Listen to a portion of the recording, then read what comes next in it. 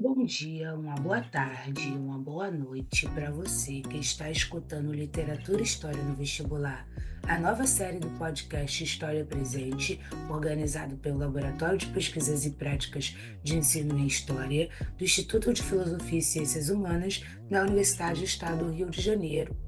O podcast será uma intensivão da obra de John Boyne, O Menino do Pijama Listrado, dividido em duas partes nesse intensivão.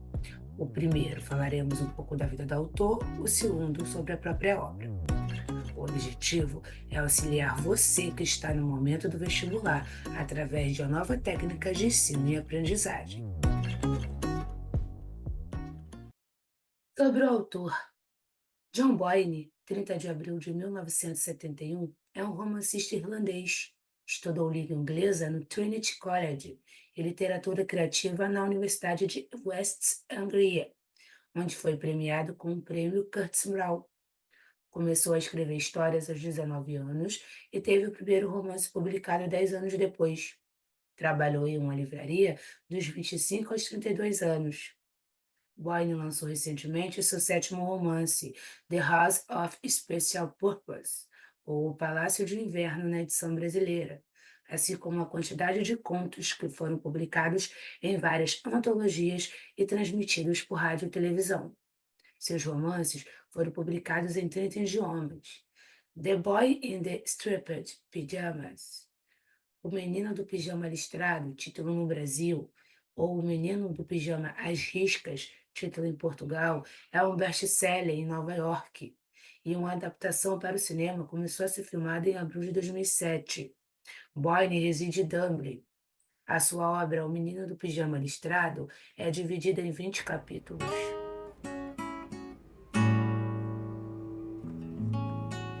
Sobre a obra O Menino do Pijama Listrado, se passa durante o período da Segunda Guerra Mundial, 1939 a 1945, no campo de concentração de Auschwitz, na Polônia. A história é narrada por Bruno, um menino de 9 anos que se muda para um local próximo ao campo de concentração, pois seu pai fica encarregado da administração. Eles moravam em Berlim. O pai de Bruno é um soldado e, além do Bruno e de seu pai, ainda residem na casa a mãe dele, a irmã Gretel e os empregados. Um belo dia, o Führer Hitler, ou Fúria, como Bruno chamava, estava prestes a ser recebido em sua casa, e todos ficaram alvoroçados para deixar tudo perfeito. Durante a visita, Hitler convida o pai de Bruno para se encarregar da administração do campo, pois o antigo administrador não estava cumprindo com as expectativas. Sendo assim, eles se mudam de Berlim. A família inteira se muda para Auschwitz. Como Bruno não consegue pronunciar, ele chama de Haja Vista.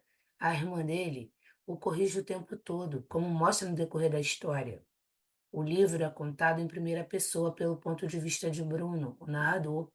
Em razão disso, a obra não externaliza que o local em que se passa a história é o campo de concentração de Auschwitz, e nem escancara o termo Führer. A história é bem pesada, mas contada do ponto de vista de uma criança e toda a sua inocência. Através de seu quarto, Bruno consegue ver um jardim, um pátio e um banco, porque depois já começa a aparecer a cerca do campo de concentração. Dentro da cerca, Bruno estranha ver pessoas com pijamas e fica se perguntando o que elas estão fazendo, mas se anima porque avista crianças brincando. Um dia, ele anda em direção ao campo, que era o de perder de vista. Bruno não conseguia enxergar onde era o final do campo. E como seu sonho era ser um grande explorador, afinal, sempre menciona que na antiga casa tinha muitos lugares para explorar, ele continua caminhando em direção ao campo. A nova casa é fria, sem muitos cômodos para conhecer. Por isso, Bruno resolve vasculhar os arredores, mas estava proibido de ir em direção à parte onde se localizava o campo. Num dado momento, Bruno tem uma conversa com seu pai sobre a nova casa e o novo trabalho de seu pai. Ele pergunta, o mesmo, quem eram aquelas pessoas que ele havia visto na janela. O pai disse que essas pessoas não eram pessoas, e Bruno deveria esquecê-las. Em relação aos estudos de Bruno e Gretel, os pais contratam um professor para dar aulas particulares. O nome do professor é Herr Litz. O professor era bem autoritário e exigente, e achava que literatura e arte eram inúteis. Logo as matérias que Bruno mais gostava. Herr Litz preferia ensinar história e geografia. Explorando seu novo ambiente, Bruno encontra um menino da mesma idade chamado Shmuel, vestindo um pijama listrado. Curioso e solitário, Bruno decide se aproximar de Shmuel, mesmo sem entender completamente a gravidade da situação. Os dois meninos desenvolvem uma amizade secreta, encontrando-se regularmente ao longo da cerca. Todos os dias, quando eu ia conversar com o garoto, Bruno percebia que Shmuel estava cada vez mais magro, então levava comida para ele. Os meninos começaram a falar sobre trabalho e o que cada um queria ser. Shmuel queria trabalhar no zoológico e Bruno queria virar soldado como seu pai. Algum tempo depois, um tenente chamado Kotler, durante o jantar na casa de Bruno, pede para Pavil, um dos judeus de pijama listrado que trabalhava na casa de Bruno, para servir mais vinho para ele e para o tenente. Pavil enche o copo do pai de Bruno e, quando vai colocar no copo do tenente, ele acaba derrubando o vinho.